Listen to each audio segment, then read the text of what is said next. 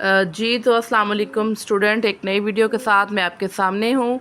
तो इससे पहले आपने क्वेश्चन नंबर 2 तक किया है, 5.4 के क्वेश्चन नंबर 1 और 2 को देखा है।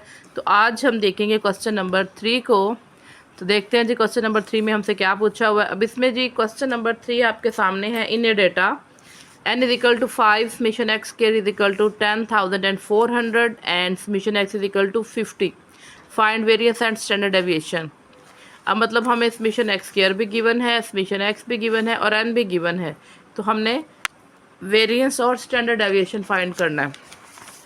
तो ये देखें जी, आपके पास डेटा है, फार्मूला आपके पास है summation X square minus summation X over N का होल स्क्वायर, और उसके साथ ही आपके पास क्या है जी,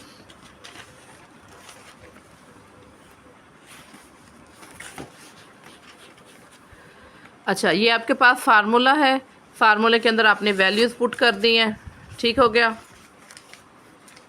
तो यहाँ पे देखें 10,400 को जब आप 5 पे डिवाइड करेंगे तो आपके पास आएगा 2080, और माइनस 50 को 5 पे डिवाइड करेंगे और 10 आएगा, 10 का स्क्वायर लेंगे तो 100 आएगा, ठीक है।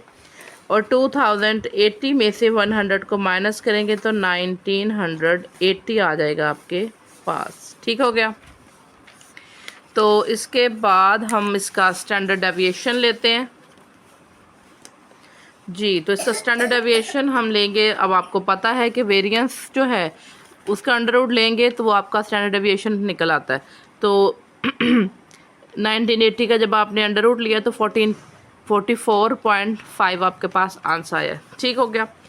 अब नेक्स्ट हम चलते हैं क्वेश्चन नंबर 4 की तरफ। क्वेश्चन नंबर 4 आपके पास है, if variance is equal to 5 N is equal to 7, summation X square is equal to 280, find the value of summation X, ठीक है। अब वेरियंस किसके बराबर होता है, एस स्क्वायर के बराबर होता है। वो हमारे पास कितना है, 5 है, एन आपके पास 7 है, समीशन एक्स स्क्वायर कितना है 280, और हमने फाइंड क्या करना है, समीशन एक्स। तो सबसे पहले हम अपने फार्मूले की तरफ चलते हैं। फार्मूले को हमने लिख लिया, ठीक हो गया। अब यहाँ से हमने चूँकि समीशन एक्स निकालना है तो बाकी जो चीज़ें हैं जो हमें रिक्वायर्ड नहीं है, मतलब फॉरी जो चीज़ रिक्वायर्ड होती है उसे एक साइड पे कर लेते हैं, जो गिवन होती है वो हम दूसरी साइड पे ले जाते हैं। तो एस स्क्वायर हम इस साइड पे ले आए हैं, minus summation X over N जो है हम इस साइड पे ले आए हैं, तो ये पॉजिटिव हो गया। एस स्क्वायर जब इधर आया तो ये नेगेटिव हो गया। अब हमने जो हमारे पास वैल्यूज़ गिवन थी हमने क्या किया, उसको पुट किया है। तो समीशन एक्स के नीचे चूँकि एन है, एन की वैल्यू गिवन है 7 लिख दी, इसका स्क्वायर हो गया। इसमें समीशन एक्स स्क्वायर की वैल्यू वो हमने पुट कर दी है, एस स्क्वायर की पुट कर दी है।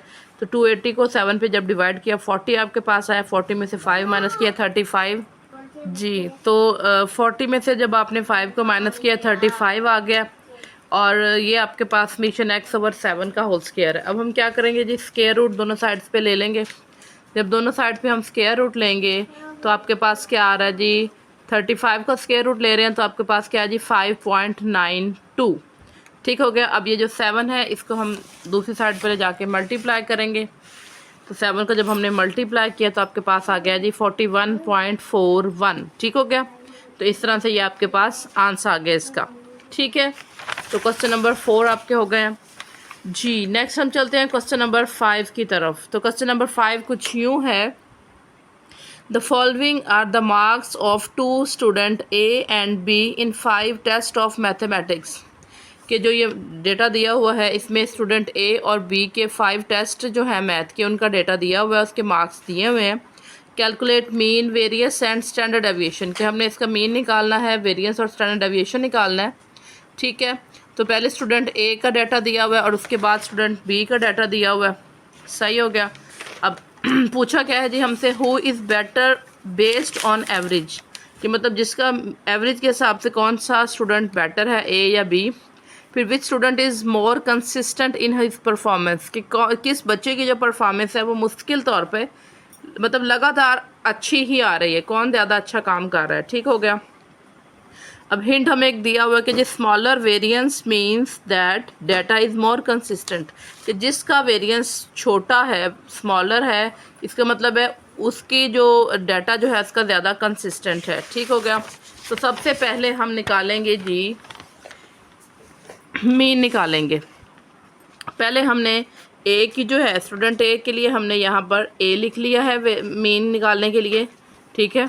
तो अब सारी ए के मार्क्स को हमने प्लस कर लिया है और उसको जितने मार्क्स हैं टोटल 5 हैं नंबर सब्जेक्ट्स में, मतलब 5 सब्जेक्ट्स हैं उस पर हमने सब्जेक्ट नहीं 5 टेस्ट हैं, ठीक हो गया। 170 टोटल मार्क्स थे, 5 टेस्ट हैं जिनमें से 170 मार्क्स एक स्टूडेंट ने गेन किया, उसको 5 पे डिवाइड किया, आपके पास आ गया 34। फिर अब हमने स्टूडेंट का स्टैंडर्ड डेविएशन और वेरिएंस निकालना है।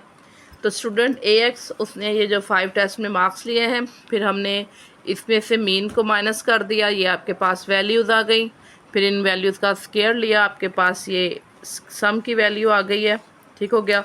इसको हमने फार्मूले में पुट किया है, समेशन x माइनस एक्स ए, मतलब मीन जो है ए का उसका होल स्क्वायर ओवर n।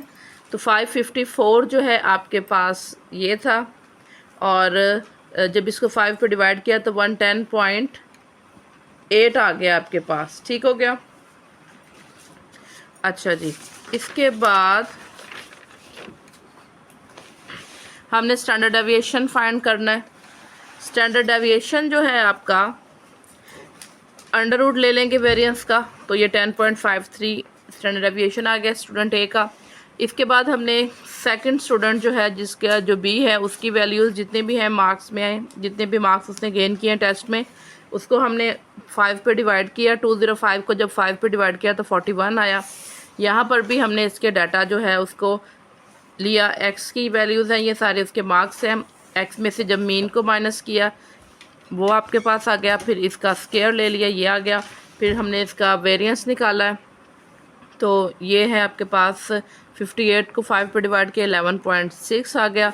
इसका हमने अंडर रूट लिया, तो ये क्या आ गया आपके पास 3.41 स्टैंडर्ड डेविएशन आ गया, ठीक हो गया। अब हमने बताना है जी कि स्टूडेंट की कारकर्दगी कैसी रही, कौन सा स्टूडेंट ज़्यादा अच्छा है। अब जब हमने मीन निकाले हैं दोनों के, तो देखें जी किसका मीन ज़्यादा है। स्टूडेंट ए का मीन आपके पास 34 है और स्टूडेंट बी का मीन आपके पास 41 है, ठीक हो गया। तो स्टूडेंट बी जो है उसकी वैल्यू जो है वो बेटर है एवरेज के हवाले से। Student B is better on average, कि स्टूडेंट बी जो है बेहतर है ए की निस्बत। उसके बाद फिर हमने वेरिएंस जो है वो हमने निकाला, तो वेरिएंस के हिसाब से जब देखेंगे तो स्टूडेंट ए जो है वो आगे है 110.8 which is greater than 11.6. So smaller variance means that B is more consistent in his performance, ठीक हो गया, कि जो B की परफॉर्मेंस है वो ज़्यादा कंसिस्टेंट है, ठीक है, क्योंकि जो स्मॉलर वेरिएंस है वो ही ज़्यादा कंसिस्टेंट है जी। तो स्टूडेंट इसके साथ ही हमारी एक्सरसाइज 5.3 कंप्लीट हुई, और 5 यूनिट का जो हमारा एक पोर्शन था, एक मतलब अब आपको ये तो पता है कि चूँकि न्यू बुक्स आ गई हैं, तो न्यू बुक्स में इसको सब ग्रुप के हवाले से मतलब उन्होंने कर दिया है। तो अब ये जो 5.3 के साथ एक हमारे पास कंप्लीट हो गया, और उसके बाद जो है नेक्स्ट इंशाल्लाह वीडियो आपकी बनेगी 5.4 के साथ, जो इसकी अगली डोमेन निकलेगी उसके साथ, ठीक है ना। उसमें फिर आपको क्वेश्चन सॉल्व करके देखेंगे कि उसमें हमारे पास क्या दिया हुआ है। तो उम्मीद करती हूँ कि यहाँ तक आपको चीज़ें क्लियर होंगी, ठीक है। और अपना ख्याल रखिएगा, दुआओं में याद रखिएगा, और अच्छा पढ़िएगा, और हर क्वेश्चन को आप इस तरह से अटैम्प्ट कीजिएगा कि यही आपका इंतहाई अहम क्वेश्चन है, ये पेपर में आ सकता है, ठीक हो गया। तो जितनी ज़्यादा आप प्रैक्टिस करेंगे उतना ज़्यादा आपको अच्छे तरीके से आएगा। हमारी वीडियो को शेयर करना, लाइक करना और सब्सक्राइब करना नहीं भूलिएगा। अपनी दुआ में याद रखें। अल्लाह हाफ़िज़।